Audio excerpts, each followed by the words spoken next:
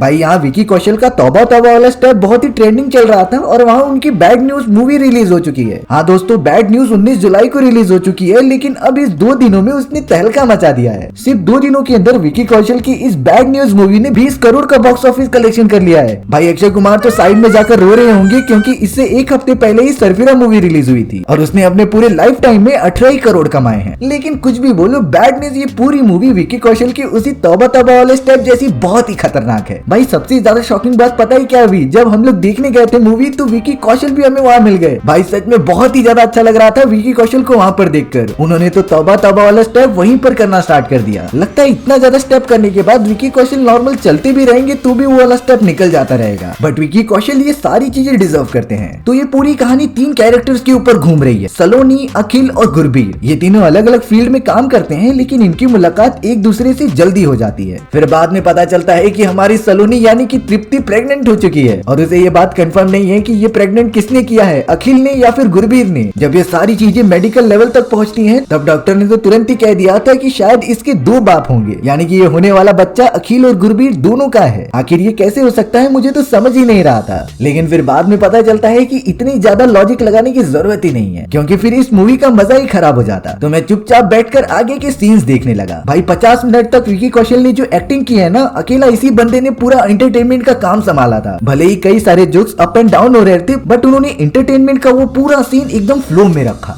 कौन है तू? अब तू अंपायर है, देखते कौन ज्यादा पुशअप मारता है, काउंटिंग कर। हाथ नहीं लगाना है, यहाँ नहीं, यहाँ तो मेरी लाश से गुजरना होगा।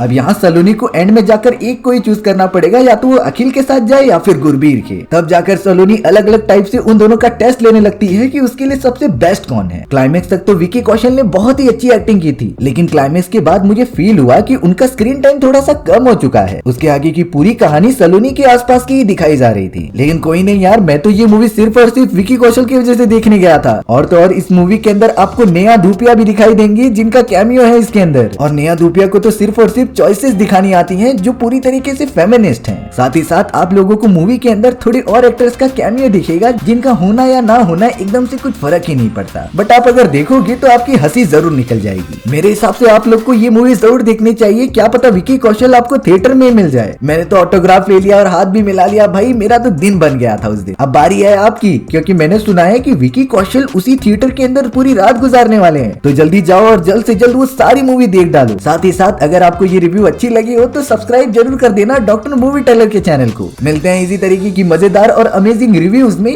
तब तक के लिए बाय बाय।